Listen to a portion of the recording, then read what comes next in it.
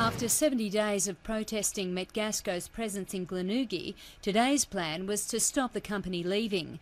Angry protesters were forced back from the boundary by police and Metgasco security staff. This man refused to back down.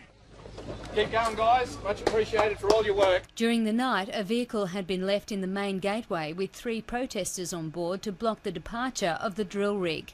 Witnesses say the abandoned vehicle was driven into the entrance of the Metgasco exploration site at around 5 a.m. this morning, the driver turning off the ignition before bolting from the scene. Fuel had been spilt in the interior of the car. Firefighters sprayed a flame retardant to prevent the vehicle catching fire, but 2 of the protesters were forced to abandon their blockade, overcome by petrol fumes. Both were issued with infringement notices. You feeling okay? Yeah, I'm feeling fine. Why did you... You're a little champion. Because I can't stand what they're doing to this community. A third protester was securely encased in an enclosed trailer. The occupants of that vehicle have gone to a great deal of trouble to fix themselves in a trailer-like construction and then into a barrel and then concreted themselves into the ground. The police rescue squad was next to arrive on the scene, their grinders almost sparking a catastrophe.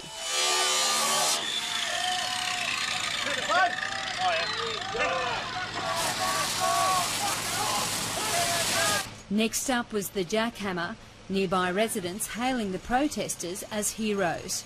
Yes, I'm extremely worried about the pollution of the water, the air and the soil. No one's come in to let us know what's going on, what could happen. It's just they're running blind and it's got everyone in the community scared. Tourist operators say tourism and property prices have already been affected.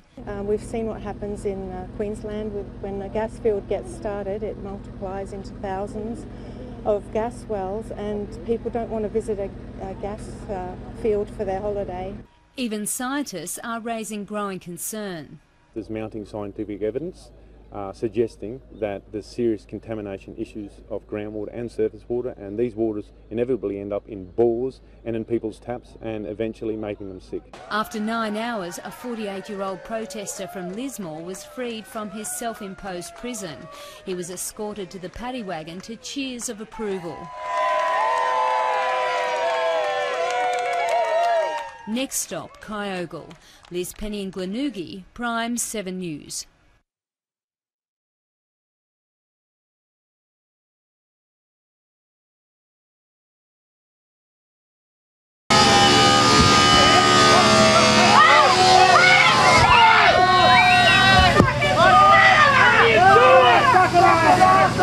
Fuck it off! Who's in charge here? What's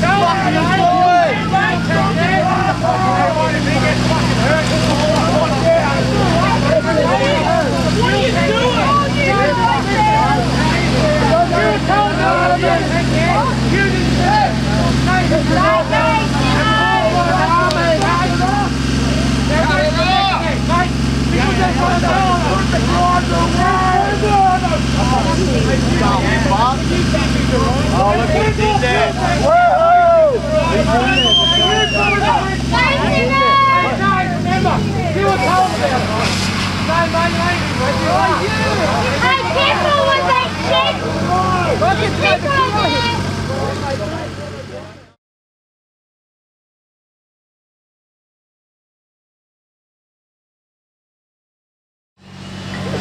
We endeavour in good faith to show that the Sovereign and the Governor-General and the Governor of New South Wales and their advisors have been mistaken in their council policies and actions in regards to allowing coal seam gas to be explored for here, especially considering intentions to produce gas. We are upholding Section 120 of the Protection of the Environment Operations Act 1997, which states a person who pollutes any water is guilty of an offence, and that pollute waters include cause or permit any waters to be polluted. We say that the potential for pollution of our land, water and air is unacceptable. However likely or unlikely Metgasco or the specialists, private or government, say it is. The threat to our livelihoods and lifestyle and health has led to an instant deterioration of the mental health and well-being of the community. Examples of the effect on mental health and CSG coming into the valley include heightened levels of stress, physical problems including heart condition, Barry, who's having open heart surgery right now, exacerbated by increased stress, lives just down the road. Insomnia, anxiety, depression, and people are acting outside their normal behaviour. We claim that material damage to human health that is not trivial has occurred. And by definition, under the Protection of the Environment Operations Act, Section 147, we regret that no further exploration or production be done unless these claims are resolved. We also insist that operations cease and desist as of now, and all future applications to explore or produce any coal seam gas in or around Killer Valley and any of its water sources, including aquifers and rivers, be made null and void. This collection of signatures below only constitutes a part of the total number of signatures to be collected, but is not trivial in itself. Rather, each signature is very significant. Yours faithfully, CC the Honourable Barry Robert O'Farrell, Eligible Tanya Liverseck, General Gillian Del Skinner, and Mr. Christopher Galaptis.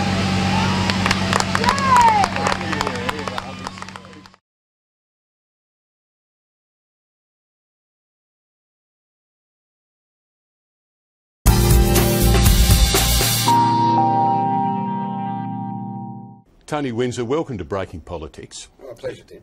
What's wrong with the approach that the New South Wales government is taking to coal seam gas developments? Well, essentially, there's not a lot of objectivity in terms of the science.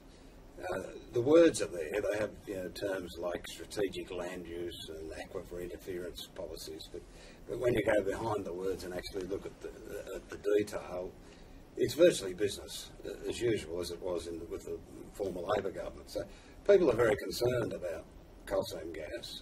They want some objectivity. There's been a series of meetings with the Minister's office, and I'll be talking to the Prime Minister again this afternoon on this very issue. So the ball is back in New South Wales Court. Can they actually address this through their processes? I think not. So I believe that the Commonwealth really has to do something through the Environmental Protection and Biodiversity Conservation Act, which is their piece of legislation. Do you think the Commonwealth's got the mettle to act on this, or do you think they'll be risk-averse, avoiding the fight?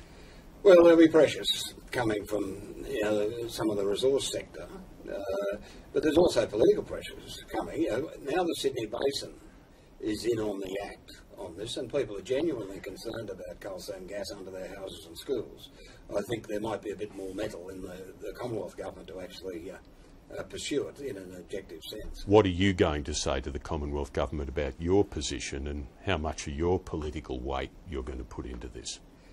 Well, as part of the agreement with the formation of government, that this issue would be looked at. It's a serious issue. I'm not playing some sort of game with it, so I'm serious about it. Is the issue serious enough for Tony Windsor that it could threaten his deal with the Gillard government if they don't deliver on it? Well, it is. There's no doubt about that. And they know that. And that's why I think it'll be... It could do your deal with the government? It could, yes. When do we reach that stage? I don't think we will. I'm very confident. Eternal optimist. I'm very confident we'll have an outcome.